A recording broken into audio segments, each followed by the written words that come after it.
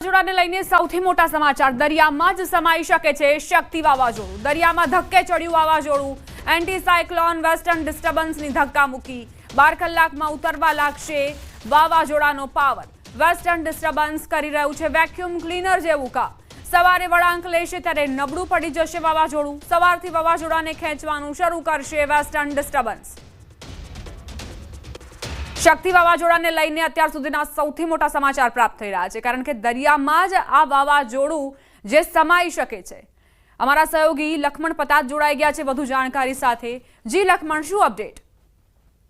જી દીપા બિલકુલ અત્યારે જે શક્તિ નામનું વાવાઝોડું છે તે ગુજરાતથી ઘણું દૂર છે અને ઓમાનના દરિયાકાંઠાની નજીક પહોંચી ગયું છે પરંતુ એન્ટી સાયક્લોનના કારણે તેને ઓમાનના દરિયાકાંઠા સાથે ટકરાય એવી કોઈ સંભાવના નથી મતલબ કે ત્યાંથી તેને પાછું વળવું પડશે અને પાછું વળવાનું એકમાત્ર કારણ એ છે કે અત્યારે જે ઉત્તર ભારતમાં વેસ્ટર્ન ડિસ્ટર્બન્સ સક્રિય થયું છે અને વેસ્ટર્ન ડિસ્ટર્બન્સ છે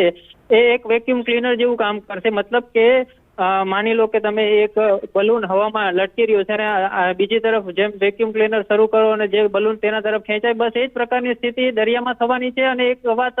અત્યારે ચોક્કસ લાગી રહી છે એવી સંભાવના પ્રબળ છે કે આ વાવાઝોડું છે તે દરિયામાં સમાઈ શકે છે આજ લગભગ મધરાતથી જ આ શક્તિ વાવાઝોડાનું છે પાવર ખતમ થવાનું શરૂ થઈ જશે ધીમે ધીમે તે નબળું પડવાનું શરૂ થશે સવારે લગભગ 5:30-6 વાગ્યાની આસપાસ તે ગુજરાત તરફ પોતાની દિશા ફંટાઈને કરશે પરંતુ ત્યાં સુધીમાં તે ખૂબ જ નબળું પડી ગયું હશે અને ત્યારબાદ તે ધીમે ધીમે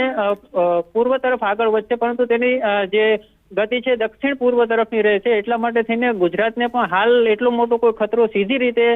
વાવાઝોડાનો લાગી નથી રહ્યો હા વરસાદ વેસ્ટર્ન ડિસ્ટર્બન્સ અને આ વાવાઝોડાની અસરના કારણે દરિયાકાંઠાના વિસ્તારોમાં અને કચ્છ સહિતના વિસ્તારોમાં વરસાદની સંભાવના જોવામાં આવી રહી છે પરંતુ એક વાત હાલ જે સંભાવના પ્રબળ છે કે આ વાવાઝોડું છે શક્તિ નામનું એ દરિયામાં સમાઈ શકે છે તે કોઈ પણ કિનારે પહોંચે ના ઓમાનના કિનારે કે ના ગુજરાતના કિનારે પહોંચે એવી સંભાવના હાલ જોવામાં આવી રહી છે દીપા આભાર લખમણ જાણકારી આપવા માટે